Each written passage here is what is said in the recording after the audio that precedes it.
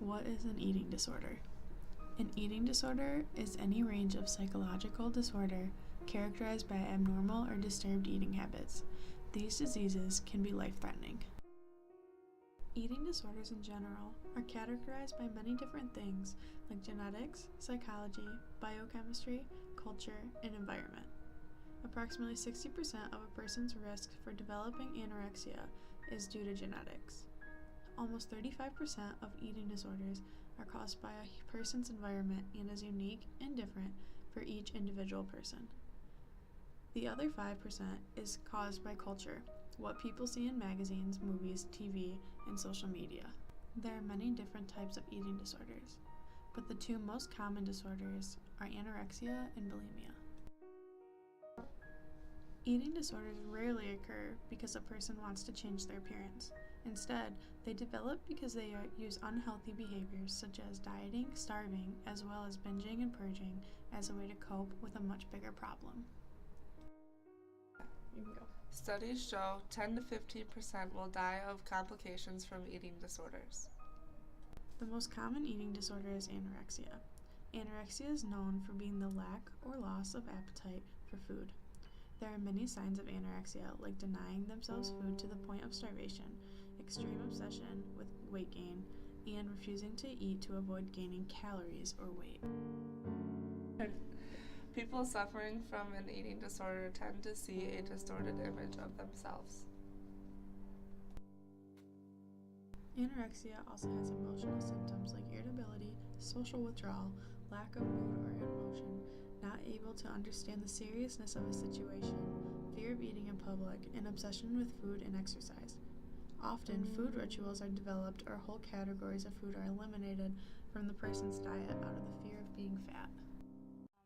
Because I'm actually undergoing treatment for anorexia at the moment, and so I was thinking about this the other day and kind of where it all started, and I think probably from about the age of 10, that's when I kind of started to be aware of my body and other people's bodies, and I just kind of got gradually more and more insecure. I think more recently it's become this big obsession, this big focus. Approximately 20 million females suffer from an eating disorder. The second eating disorder is bulimia.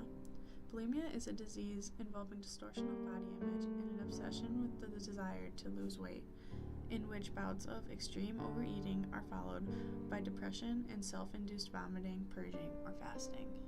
There are many signs when it comes to someone having bulimia. Binging on very large amounts of food during short periods of time, and then desperately trying to rid themselves of the extra calories using forced vomiting, abusing laxatives, or excessive exercise, then feeling the need to repeat this process numerous times a day.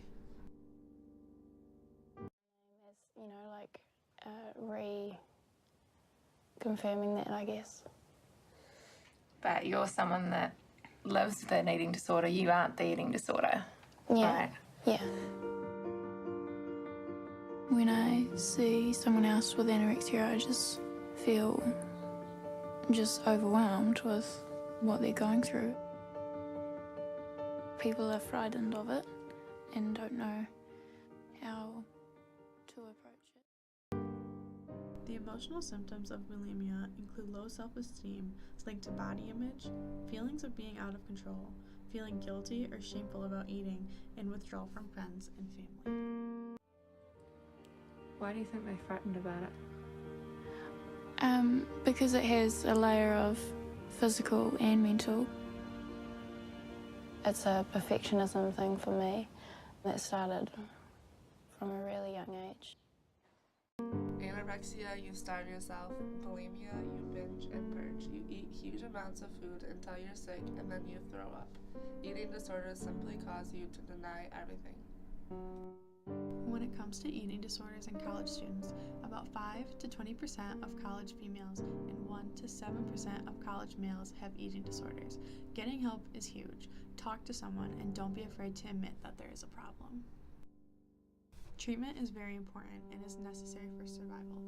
There are different types of treatment, such as therapy and rehab. Different types of treatment work for different people. No two eating disorders are the same. Recovering is possible, and no one should have to go through one of these diseases alone. just really freeing being able to talk about it and put it out there, because I think that the shame that can overcome you loves to keep it very private. So I think vulnerability is the way of stripping the shame back, and just being exposed, and people can kind of take me for what I am.